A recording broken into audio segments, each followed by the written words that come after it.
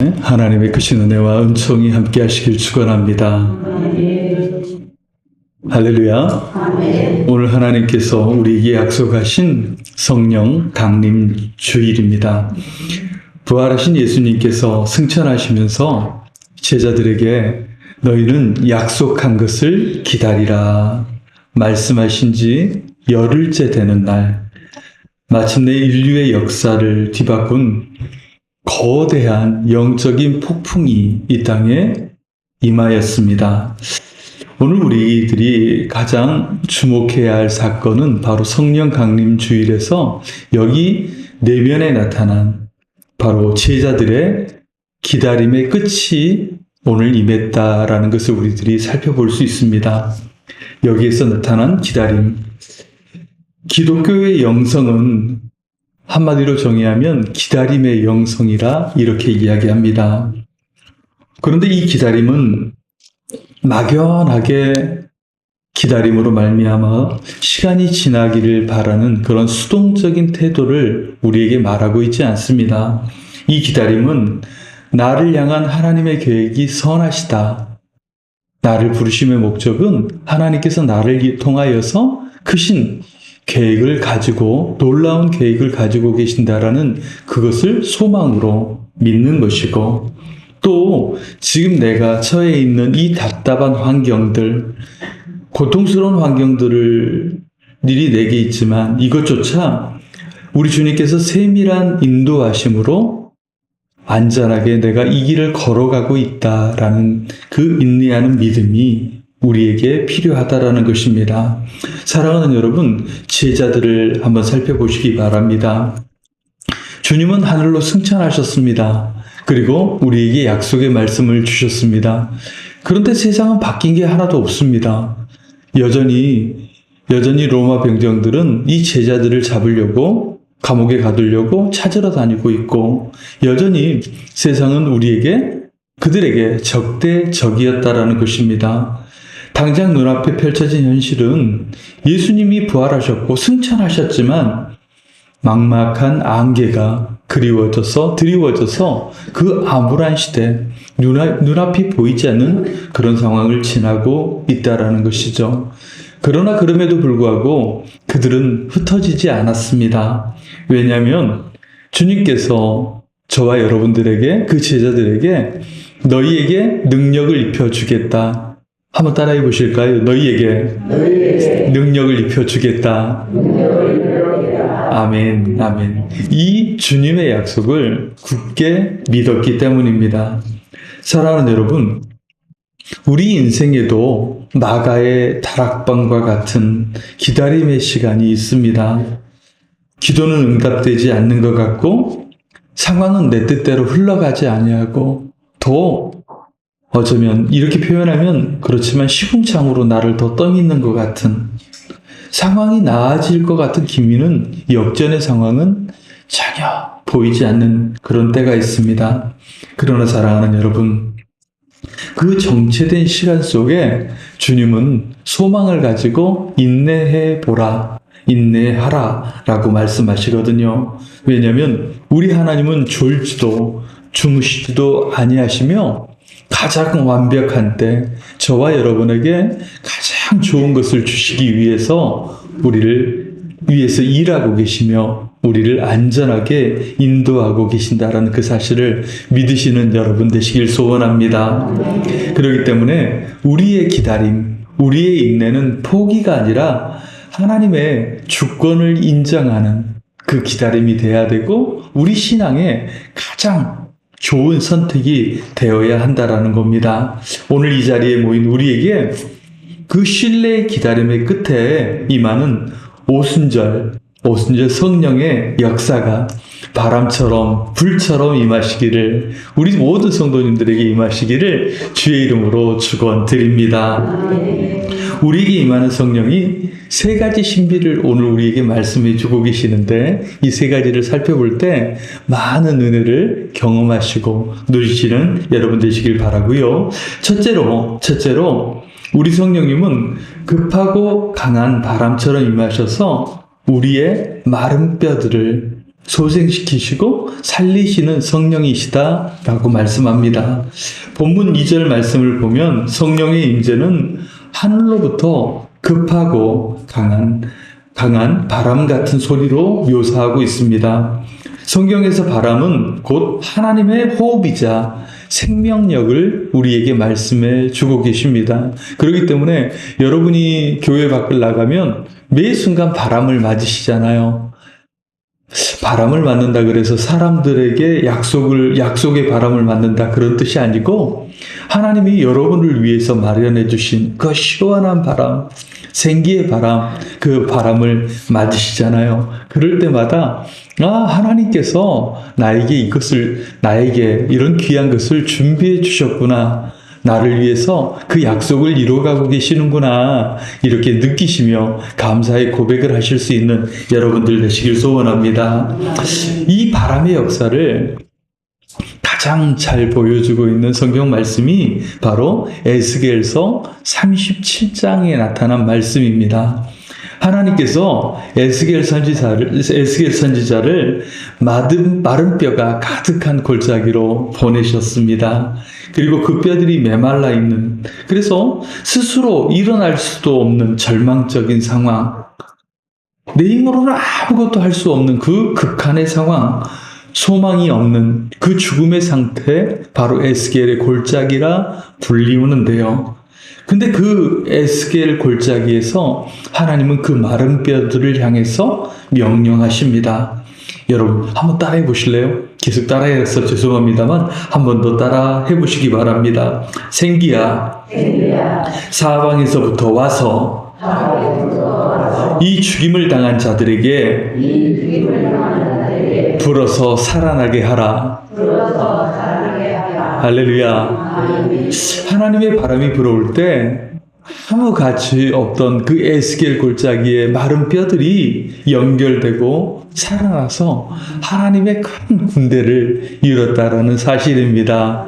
할렐루야. 오늘 예배하는 이 시간 어쩌면 우리는 소망 없는 인생처럼, 내 뜻대로 해결되지 않은 인생처럼 어찌할까 한숨 쉬고 낙심하고 처절하고 그런 상황, 내 힘으로는 해결할 수 없는 상황이지만 우리 주님께서 오늘 성령 강림 우리에게 약속으로 주신 그 성령을 통해서 마른 뼈야 살아날지어다 명령하심으로 말미암아 여러분들의 소망과 여러분들의 사명과 여러분들의 그 회복의 역사가 오늘 가운데 일어나기를 주의 이름으로 축원드립니다.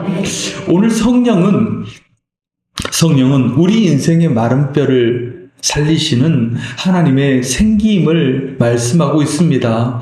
내가 처한 상황이 아무리 절망적이라도 우리 하나님의 바람이 불어오면 죽었던 꿈이, 죽었던 비전이, 죽었던 소망이 살아나고 무너져 있던 삶의 자리가 하나님의 일하시는 자리로, 사명의 자리로, 승리의 자리로 바뀌게 된다는 사실입니다. 성령의 바람은 내 힘으로 조절할 수 없는 그 힘, 내 힘으로는 감당할 수 없는 하나님의 능력이 주권적으로 우리에게 임한다라는 그 능력을 말씀하고 있습니다. 그러기에 사랑하는 여러분, 여러분의 메마른 심령이 이 생기가 불어와서 오늘 이 시간을 통해 다시금 일어설 힘을 얻으시는 여러분 되시길 다시 한번 주의 이름으로 축원드립니다. 둘째로 성령님은 갈라지는 불의 혀처럼 우리에게 임하십니다. 그리고 공동체가 연합하여 일어날 수 있도록 우리 개개인들을 회복시켜주는 역할을 우리 성령님께서 하신다라는 사실입니다. 오늘 본문 3절의 말씀, 성령의 임재를 표현하고 있는데 불의 혀처럼 갈라지는 것들이 각 사람 위에 하나씩 임하였다라고 말씀해주고 계십니다. 이 말씀 속에는 성령님의 역사가 아주 신비로운 두 가지 측면으로 우리에게 임한다라는 것을 말씀해주고 있는데요. 성령님은 먼저 우리가 한 마음을 품을 수 있도록 해주시는 영입니다. 그래서 우리 안에 각자에게 성령님께서 내주하시면서 우리 정천중앙교회 모든 믿음의 성도들 또 예배하는 우리들에게 한 마음을 품을 수 있도록 인도해 주신다라는 겁니다. 우리 성도님들은 다 다른 형편을 갖고 있습니다. 또 다른 성격들을 가지고 모였습니다. 성령의 불이 임하게 될 때 비로소 하나의 공동체, 하나의 교회로 우리가 한 마음과 한 뜻을 품고 나아갈 수 있다라는 겁니다. 오늘 우리 예배 가운데도 성령님은 동일하게 역사해 주고 계십니다. 서로 다른 고민과 서로 다른 배경을 가지고 이 자리에 앉아있는 저와 여러분이지만 성령님께서 우리 마음을 하나로 묶어주실 때 우리는 비로소 그리스도의 몸된 한 가족임을 깨닫게 된다라는 사실입니다. 그러나 사랑하는 여러분, 우리 공동체에게 그렇게 하나됨으로 임하시지만 둘째로 성령님은 동시에 각 개인에게 임하신다라는 사실이에요. 우리 유아실에 앉아 계시는 권사님에게도 2층에 앉아 있는 우리 학생들에게도 또한 예배 단상에 올라와 있는 우리 장로님, 권사님, 저에게도 성령님은 각 사람에게도 동일하게 찾아오시는 영이라는 것입니다. 불이 공동체 전체를 덮었지만 동시에 각 사람 위에 하나씩 머물렀다라는 그 사실을 여러분 꼭 기억하시기 바랍니다. 하나님은 우리 서로가 그냥 군중 속에 파묻혀 있는 그냥 하나의 공동체로만 여기시는 게 아니라 각자에게 역사하시고 각자에게 여러분의 마음을 만져주신다라는 겁니다. 그렇기 때문에 우리 상처 입은 가슴들, 메마른 가슴들, 또한 근심하는 그 가슴 위에 인격적으로 임하여 주셔서 옆 사람이 알지 못하는 나만의 고통, 나만의 괴로움, 깊은 밤 홀로 외로우며 그렇게 긴 밤을 적셨던 그 눈물까지도 다시 일어설 힘과 용기가 없어 주저앉아서 살소망이 끊어지는 그 환경까지도 우리 성령님께서는 정확하게 알고 계신다라는 거예요. 나보다도 내게 더 필요한 것이 무엇인지 알고 계신다라는 거예요. 그래서 그분이 여러분의 마음을 만지시며 여러분의 손을 만져주시고 여러분의 등을 쓰다드시면 이렇게 회복시켜 주셔요. 사랑하는 아들아, 사랑하는 딸아, 내가 내 아픔을 안다. 그 자리에서 이제 다시 일어나자. 우리 함께 일어나 보자 라고 말씀하시며 식어버린 여러분의 영적 열정에 불을 지펴주십니다. 사랑하는 여러분, 우리 공동체를 하나 되게 하시면서도 이 시간 나 한 사람, 우리 한 사람을 하나님께서는 결코 포기하지 않으신다라는 거예요. 그래서 그 세밀한 음성으로 여러분에게 만지시고 여러분을 회복시켜 주시는 그 성령님을 여러분 만에 맞으시고 성령님 감사합니다. 나를 또 우리를 회복시켜 주세요. 이렇게 고백하시는 여러분 되시길 소망합니다. 셋째로는 이곳에 마가의 다락방과 동일하게 이곳에 방언의 역사가 일어났습니다. 방언의 역사. 여러분 다 방언기도 사모하시고 또 방언기도 좋아하시잖아요. 그런데요, 그 뜻은 뭐냐면 여기에 은사의 방언도 말하고 있지만 자기 의의 바벨탑을 허무는 것을 말씀합니다. 자기 의의 바벨탑을 허물고 우리 함께 소통, 관계의 회복으로 우리 성령님께서는 나가게 해주셔요. 4절 말씀에 성령 충만을 받은 제자들은 성령의 말하게 하심을 따라 다른 언어들로 말하기 시작하니라 라고 우리에게 말씀하고 있습니다. 이것은 여러분이 잘 아시는 단순히 방언으로 말하다 이 의미만을 말씀하고 있는 내용이 아닙니다. 이것은요, 우리의 교만으로 말미암아 하나님과 우리의 관계, 수직적인 관계가 깨어져 버린 것도 말씀하고 있고, 또 수평적으로 우리의 교만으로 말미암아 사람들의 관계가 깨져버렸음을 말씀하고 있거든요. 그런데 성령께서 방언을 통해 말하게 하심으로 말미암아 그 관계들을, 하나님과 우리의 관계, 또한 사람들과의 관계를 다시금 회복시켜 주신 사건을 저와 여러분에게 말씀해 주고 있는 본문입니다. 사건입니다. 우리는 창세기 11장 바벨탑을 거울 삼아 우리 자신, 옆 사람 보지 마시고 우리 자신을 살펴보아야 합니다. 바벨탑 사건의 핵심은 우리의 이름을 내자 인간의 교만입니다.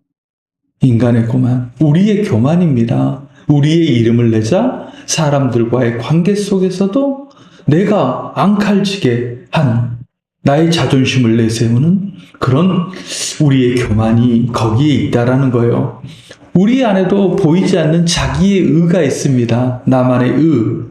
그래서 바벨탑이 우리의 신앙 속에는 견고히 서 있다라는 것을 말씀해 주고 있는데, 예를 들어보면 교회 안에서 나의 헌신과 나의 경험과 나의 봉사와 나의 충성이 때론 바벨탑이 되어 있는 경우가 너무 많다라는 겁니다. 예를 들면 나는 이 교회에서 수십 년을 봉사했고 나는 그것을 지금도 지켜가고 있어. 내가 이 교회를 세웠어. 나는 지난 평생 이 교회에서 봉사할 만큼 봉사했어. 그래서 난 더 이상 할 게 없는 것 같아. 라는 그런 마음이 드는 순간 여러분 한번 생각해 보세요. 우리는 타인을 향해서 그곳으로 머물러 있으면 괜찮은데 그것을 넘어서 뭐가 생각이 나냐면 타인들을 향해서 정죄를 하기 시작하거든요. 나는 이만큼 했는데 너는 왜 그만큼 못하니? 나는 이렇게 한 아성을 갖고 있는데, 나는 이런 관록을 갖고 있는데 너는 왜 그거밖에 못하지? 너는 왜 그러고 있지? 그래서 우리는 타인을 향해서 정죄의 언어를 뱉기 시작하는 거예요. 왜 저 사람은 저것밖에 못할까? 왜 저 사람은 저렇게 신앙생활할까? 그런 판단의 말들이 우리를 가득 메우게 된다라는 거예요. 겉으로는 하나님을 섬긴다고, 겉으로는 내가 이렇게 충성하고 있다라고 이야기하지만 그 깊은 속내를 살펴보면 나의 옳음, 나는 무조건 옳아, 나는 정답이야, 나의 옳음과 나의 공로의 탑을 계속해서 쌓아 올리고 있는, 공로의 탑을 쌓아 올리면 이것이 뭐예요? 바로 바벨탑이 되는 거죠. 그런데 그렇게 탑을 높이 쌓아 올리면 이 탑이 높이 쌓아질수록 사람들과 소통하지 못하죠. 사람에게 관계의 말을 하지 못하고 칭찬과 격려의 말, 우리가 가장 듣고 싶어하는 격려의 말과 위로의 말과 따뜻한 말 한마디가 사라지게 돼요. 내 목소리가 커지게 되고 하나님의 음성도, 형제의 아픔도 들려지지 않는다라는 겁니다. 성령님이 임하신다라는 것은 바로 자기의 내가 높이 쌓아 올려가는 그 탑이 무너진다라는 것을 의미하거든요. 성령님이 내 안에 내주하시면 여러분 느껴보셨잖아요. 동정심이 생기고 얼마나 힘들까. 나도 저 순간 지날 때 너무 힘들었는데, 내가 죄악 중에 거하면서 그렇게 쓸모없는 사람이라 여겨졌던 나를 하나님이 나를 교회로 불러주셔서 직분으로 삼아주시고 다시 거듭나게 하셔서 새로운 소망을 보게 하셨고, 그래서 나를 이 자리에 있게 하시고 나를 이렇게 이끌어 주시고 살게 하신 것이 하나님의 은혜가 아니었나. 그리고 세상 속에서 손가락질 받고 그렇게 살아갈 수 없던 내가 변화되어서 이제 내가